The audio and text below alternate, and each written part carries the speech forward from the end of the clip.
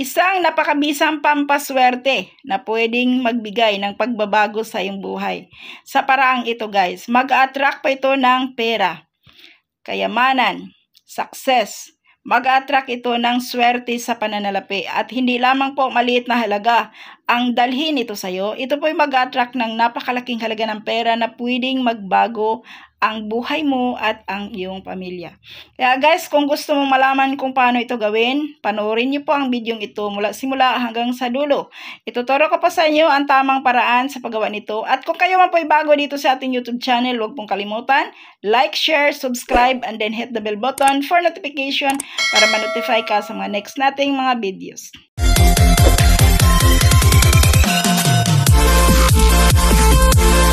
Hi guys! Kumusta? Welcome to our YouTube channel, Inday 8 Buhay Probinsya. Kumusta po ang ating mga kaswerteng hatid? Shout out sa lahat. Luzon, Visayas at Mindanao guys. Kumusta po kayong lahat? At ganon din sa ating mga kaibigan na mga OFW. Kahit saan man kayo ngayon sa buong mundo, no? Saang panig po kayo ng mundo. Okay guys, so sa video natin ngayon guys, itry lamang po ninyong maglagay kayo nito sa iyong bag, lalo po pag tuwing umaalis kayo kasi po nakakatulong po ito sa inyo upang maganda ang takbo ng trabaho, swertihin kayo sa iyong mga lakad, and then maganda po ito sa pananalapi pagdating po sa swerte sa kalahatan guys. And then the same time po, protection na rin ito guys. So kailangan lamang po dito pag ginawa mo po ito 100% ang paniniwala mo, and then syempre po samahan po natin ito ng taimtim na dasal at pananalig sa ating mahal na Panginoon. Itong gabay na ito, makakatulong po ito, at syempre po sipag at tiyaga. At magiging positibo po tayo palagi guys. So ayan, kailangan po natin dito guys, gawin po ito paggising sa umaga. Okay po? So the best ang time sa paggawa po nito guys, sa mga araw po ng Biyernes, Martes, sa full moon. Pero pwede mo rin itong gawin kung mayroon po kayong mga lakad na mga importante. Okay? Kailangan magkaroon po kayo ng protection guys, lalo po sa panahon natin ngayon. Ang dami na pong mga kalukuhan. And then maganda rin ito guys para makapag-attract ka ng swerte sa iyong lakad. Okay? So, kailangan natin dito ang sili guys. Ayan. Ito pong sili. So, hindi po nakakaalam, ang sili po ay may dulot po itong kakaibang swerte talaga. No? Ang sili. Sili po na pula guys. Ito po. Isang piraso, pwede na po. Okay? So, ayan. And then, kailangan mo rin dito ang papel. Papel. At saka ang asin. At saka panulat. Okay? So, kung mayroon po kayong kandila dyan, magsindi po kayong ng kandila. But before po kayo mag-start sa gawin po ninyong wishes. Okay po? So, ayan. Kailangan po natin guys, mayroon po tayong kahilingan. Okay? So, dito po sa papel guys, ito, sa papel po, sumulat lamang po kayo kahit anong wish po ninyo. Gusto po ninyong ma-promote sa trabaho ninyo, gusto po ninyong lumago yung negosyo ninyo, gusto po ninyong manalo sa luto guys, pampaswerte din ito sa mga mananaya. So, isulat po ninyo dito, specific po. Okay po? Kung gusto po niyo makapag-abroad, ayan, isulat po niyo dito. Okay? Excuse me po.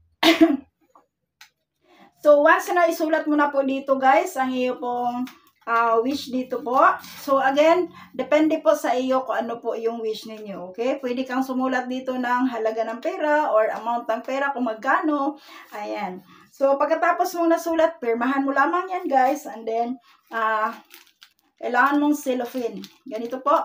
So kung wala po kayong cellophane na ganito, may yung mga safe lock. Yan. Pwede po kayong gumamit ng mga ice wrapper. Pwede po yan. So, ngayon po, pag nasulatan na po ito guys, ha? Pag nasulatan na, Peter ito, walang sulat po ito guys. Kasi, pag yan, nasulatan mo na po, ilagay mo lamang siya dito. Okay? And then, kunin mo po ang sili guys. Ito pong sili. Itong hinog na sili po. Ang gagawin po ninyo, bumili po kayo ng bago. And then, putulin lamang po itong banda na ito. Okay? Huwag ito, iiwan po ito guys. Ayan, swerte po talaga ito guys. Swerte po sa pananalapi yan. So, ngayon po guys, ilagay lamang siya diyan. Ganyan lamang po. Ganyan. And, pagkatapos mong nagawa po ito guys, pagkatapos po, ayan, inhale, exhale po kayo. Hawakan mo ito guys ng paganyan.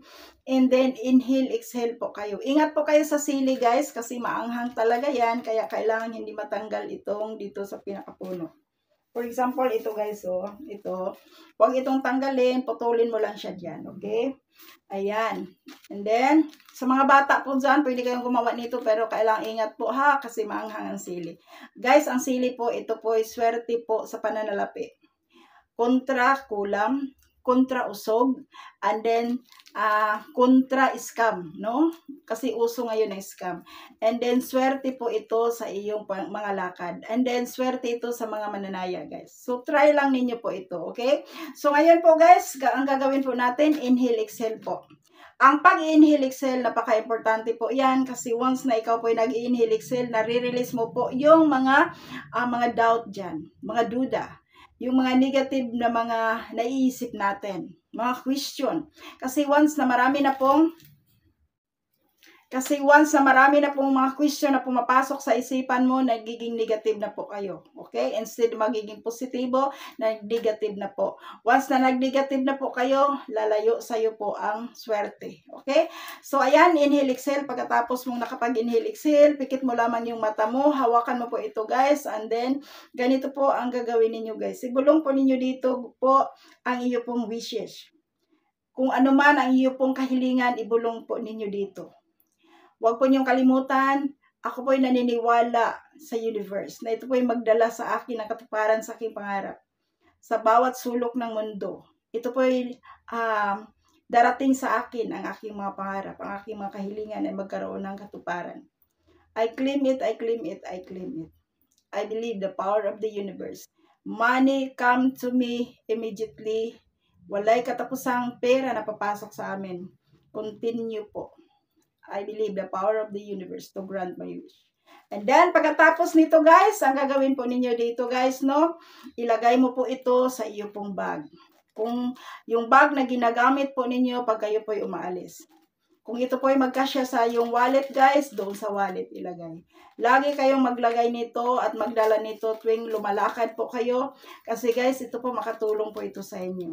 Kung ikaw ay isang real estate agent, itry mo lang po ito. Okay? Kung nagbibinta po kayo ng kahit mga ano-ano dyan guys, para ma-attract mo yung customer, kasi nag-attract po ito ng customers, ayan, maglagay ka nito sa iyong bag.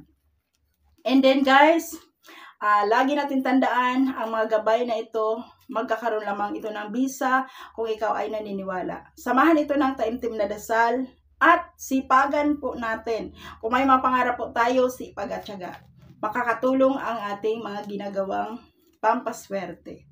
Kaya, dasal ko po sa mga nanonood ngayon, ikaw nga nanonood ngayon, dasal ko po na isa ka sa palarin, no? Isa ka sa palarin nitong taon ng 2024. Kung ano ang iyong mga pangarap mo, mga wishes mo, ay ipagdasal po natin na matupad po. Ibigay ni Lord sa iyo. So, thank you so much sa lahat. Lagi kayong mag-ingat dyan. And then guys, hayaan lamang ito sa iyong bag. Kahit matuyo na yung sili, walang problema yon. Ang sili guys, swerte po talaga yan. And then, kung time na gusto mo nang palitan, ang asin, pwede mong ibuhos sa may lababuhan, buhusan ng maraming tubig. Ang papel, sunugin. Ang itong sili, pwede mo itong sunugin kung masusunog siya. Okay? Kung matuyo na po. Okay? Kaya guys, sana po, isa ka sa matulungan dito. Thank you so much. At kung nagustuhan mo po ang ating topic ngayon, huwag pong kalimutan i-like, i-share po ninyo guys.